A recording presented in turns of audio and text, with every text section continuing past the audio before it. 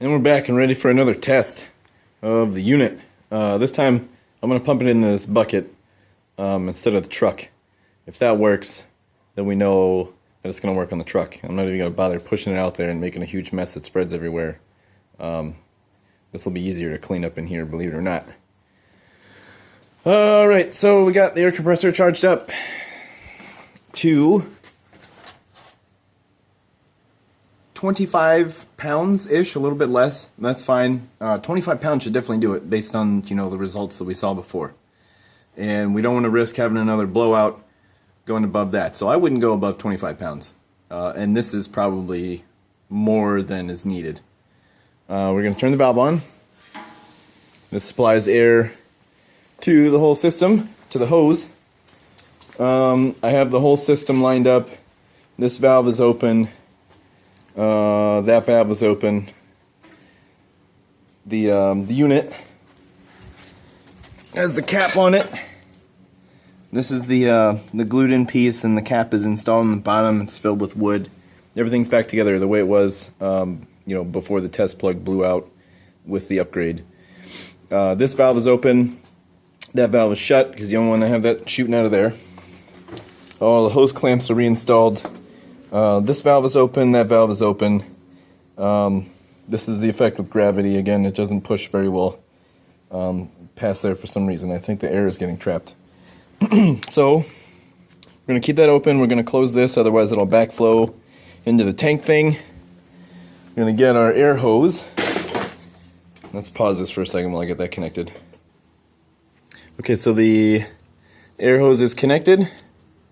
We have our air supply valve here. We went over the lineup. Everything is lined up. So when I open this valve, it should initiate the airflow to push down the pumping tower. So let's give it a try. Hopefully, God willing, we can pump some oil today into the truck. This is how fast I'm going to operate. It's very slow. You can see there we got flow.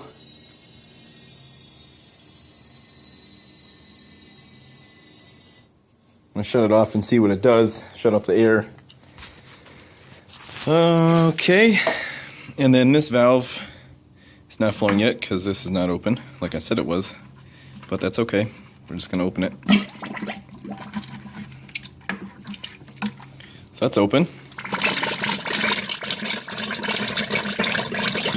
It is flowing. It's going to work some air out. That was in the system. We might have to refill the tower again. And that might have been all the pressure that we're getting from that. But the tower is not empty because the air would have issued out of here. So we'll put a little bit more air in it. See what happens. Yep, see we got flow again.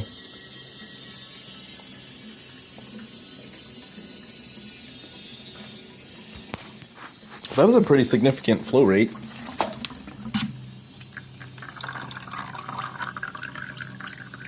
As long as there's actual oil in the system. There we go. I mean, that's decent. That's about what you get at the fuel pump. That's what I'm looking for. That's a success right there. We can see right there I am having some drippage from the plug that I put in there, which I expected. So I'll build some kind of catch for that. And then let's watch for the air to issue from here. See how long that takes.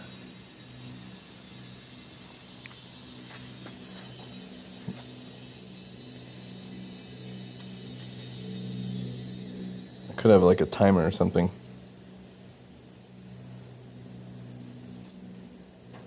So that's either all of the air out of the compressor, which it shouldn't be because I have a 60-gallon compressor.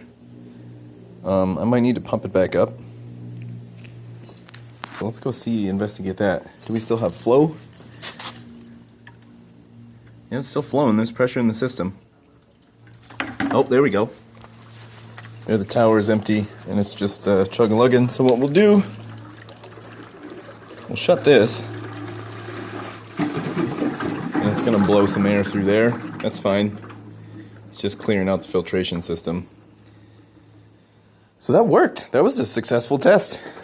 So at this point, you know, I filled up that much in one shot. Again, there was air in the filtration system, so that's not too bad. It's much better than I was doing. You know, that's gallons per minute versus cups per hour. So that's a significant increase in flow. Is this still leaking? Because the pressure is off of it. Nope, it seems to only leak under pressure. So that's good. I'm sure it'll slowly drip out while I'm using it, but it works.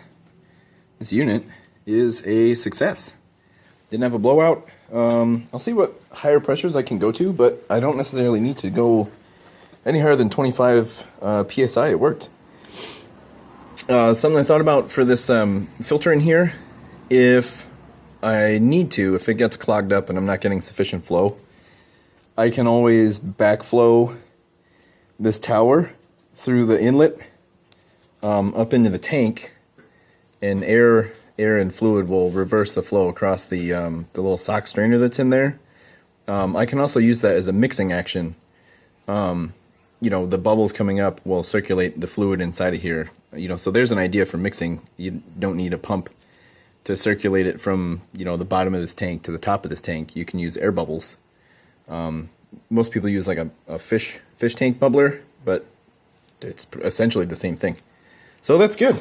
This is a success. I'm going to call this success for this video. I'm probably going to go take this bucket, dump it back in there. I'll probably take a little sample of that and analyze it, see how clean it is. And then dump it back in there and then roll it out to the truck and fill it up. I hope this was informative. And that's all I have for this one. Don't forget to like, share, and subscribe. If you like my videos, you know, get the word out. Make it a little more popular. Maybe someday I can get a little bit better finances from doing this, so that I can do more things to share with you guys. That would be outstanding. All right, you guys have an outstanding day. I'm out.